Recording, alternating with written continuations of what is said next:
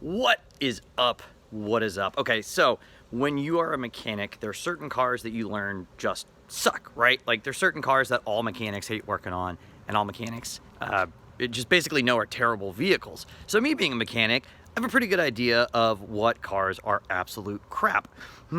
So I went out and bought one. Yeah. Generally, Range Rovers are considered horribly unreliable, incredibly expensive, and generally cars that you should just avoid pretty much at all costs. So I decided to buy one. And not only did I buy a Range Rover, I bought one with 209,000 miles. Have I lost my mind? All right, so actually there's a little bit of a confession here. So I actually bought this car a year ago. I probably should have made the video then. So I've now owned this car for over a year now, and it's got about 23,000 miles on it. But I'm gonna show you what this car was like before I got it. So here's the thing. I paid $5,100 for this Range Rover. And I mean, actually looks pretty good, right? So the outside of the car was actually in pretty great shape. It did need some paint work.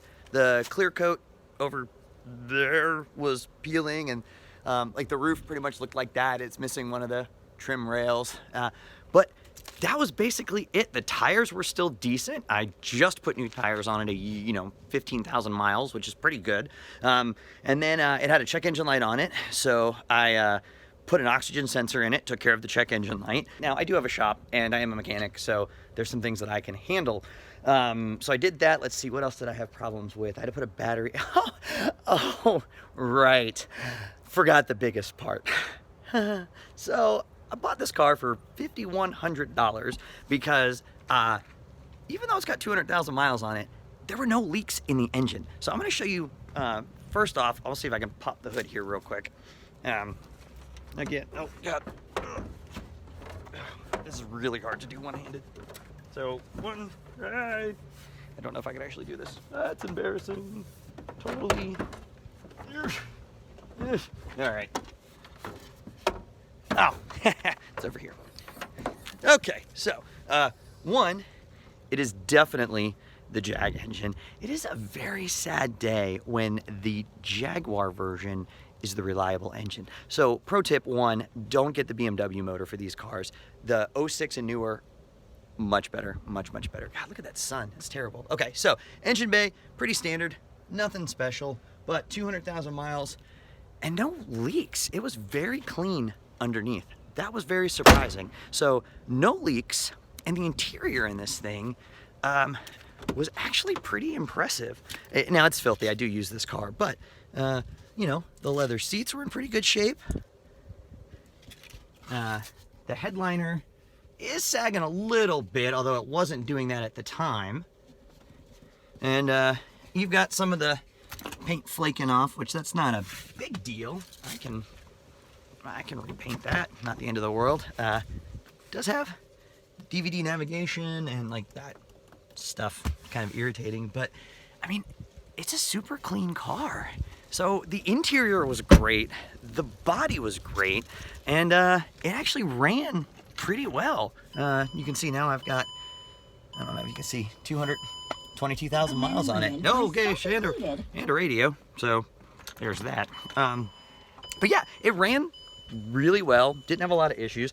$5,100. The only thing I noticed on the test drive was there was a little bit of a clunk in the transmission. So when you're downshifting from 2 to 1, every now and then it was kind of like a gunk, and I even said something, the guy's like, I use it for highway mileage and blah, blah, blah. And he's probably telling me the truth, quite honestly.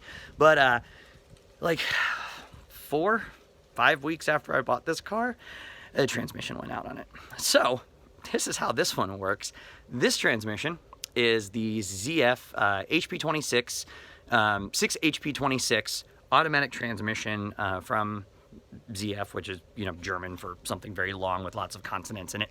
And it's the same transmission that's in the Jag and same transmission that's in the Aston Martin, which makes me nervous. But this thing, the range switch was going out. And the range switch in this car is internal on the mechatronic unit, meaning that it cannot be serviced. And so you have a choice. Your choice is to go buy a $2,400 valve body computer mechatronic unit with that little freaking switch in it, or spend $5,200, $5,300, $5,400 on a transmission plus labor plus installation and all that. And this car's got 210,000 miles on it. So do I just put a computer in a car with 210,000 miles and spend $2,400 and still have a 200,000 mile transmission, or do I spend literally more than I paid for it to put a new transmission in it? I went with the cheaper option. So I did spend $2,400, so now I'm, have that in there, and did put that in there, and that's actually been pretty good. I don't really have any complaints about that, so that's pretty nice. And then I put a battery in it. I put tires, spent about $1,000 on tires, which these are really good tires, by the way. And I think that's about it. So issues that it has, the backup camera doesn't work, which seems like a really pansy thing to complain about. But it would be really nice in this car. And these suckers are like $600. Yeah, even used, they're like $350. So I've been dealing without it, but I don't know. I've been thinking about it. I really would like it. So let's see, the backup camera doesn't work. Really annoying thing about these cars. The windshield wipers are controlled by this thing that you absolutely cannot see at all. Just trust me, it's there.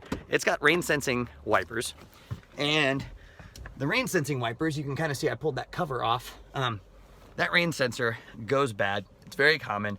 I don't even know if they make them anymore, to be honest with you, but you can get them online. But they're, $50-$60. But the intermittent wipers only work off of that rain sensor, or the rain sensor. Yeah, they only work off of the rain sensor. So if you need intermittent wipers, you're manually the intermittent wiper. You just turn the thing on and off. Yeah, so there's that. I just haven't gotten around to fixing that yet. And then, the radio did quit working at one point.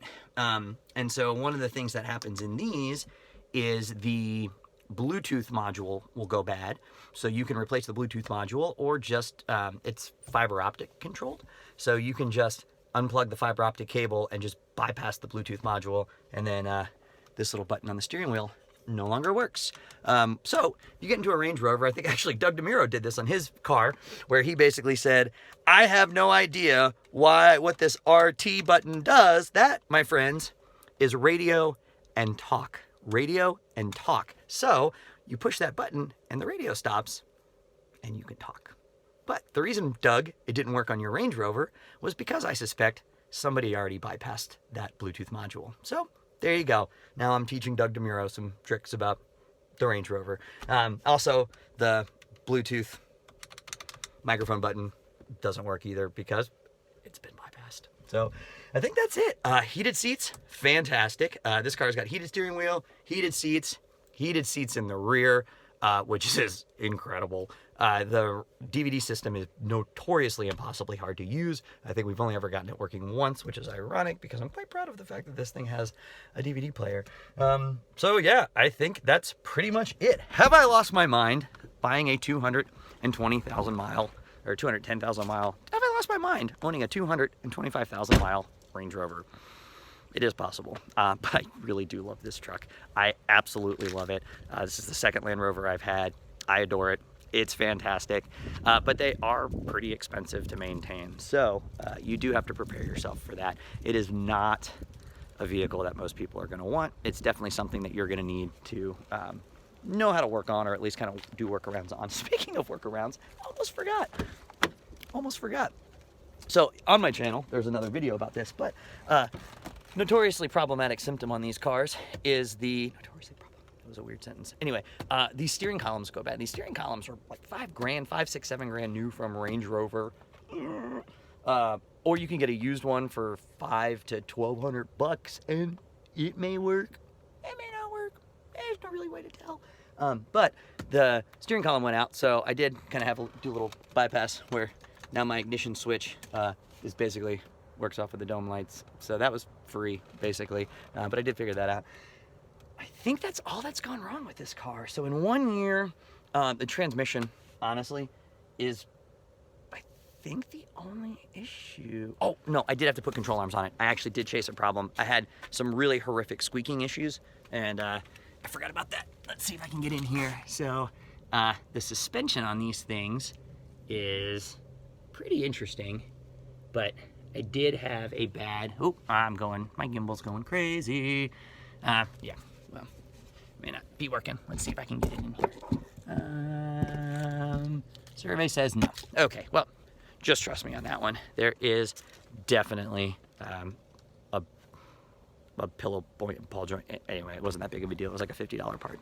So I did replace that, and I think that's all I've had to do. I will have to do brake pads and rotors, which those are expensive, very expensive. Like $200 rotors a piece. Yeah, so, but man, I love it. I think it's great. So yeah, I'm a mechanic. I did buy a Range Rover. That was really stupid. You shouldn't buy a Range Rover unless you're a mechanic and you know how to work on them. So that's it. That is the 225,000 mile Range Rover. And I mean, realistically, the transmission, that, I don't know if you can count that or not. That's it's questionable if you can count that one or not. But the steering column is a common failure on these things. Other than that, battery, tires, a couple of suspension parts. I mean, all said and done, I probably have spent $5,100 plus 24, so that's what, 5, 6, 7, 75. Probably $150 on that, so that's $76.50. Tires about another $1,000, so $86. What else did I put in there? Battery is probably $200, $88, and then shoot, now I can't remember all the things I said. The oxygen sensor was like $50 or something like that. It was like probably 89. So maybe I've got $9,000 in this thing, like at this point, and I've driven it for a year and put whatever, how many miles on it. Yeah, I don't know. Yeah, but I like it. I mean, honestly, I bought my S430 Mercedes I bought, and I easily had $10,000 into that, and drove that for a couple of years, and when it got totaled, got about $4,500 out of it. So about $5,000 to drive that. This is definitely going to be more expensive to drive, so you need to really enjoy these things, and it does not get very good gas mileage. So that's the 200,000 mile Range Rover. I love it. I did, oh yeah, I also, the headlights were cloudy. I just polished those up. It probably needs to again. But yeah, I don't know. I mean, are they unreliable? I guess it depends on what you consider unreliable. I guess in theory I did spend like twice what I paid for it in the last year. But you know, I've had BMWs in my shop with 50,000 miles on them. We had a 535, 540 in our shop, like a 2013 with 50,000 miles on it. Needed like $7,000 worth of repairs. So if you put it into context, they're really not that bad. So anyway, enjoy the Range Rover, and I'll see you on the next video.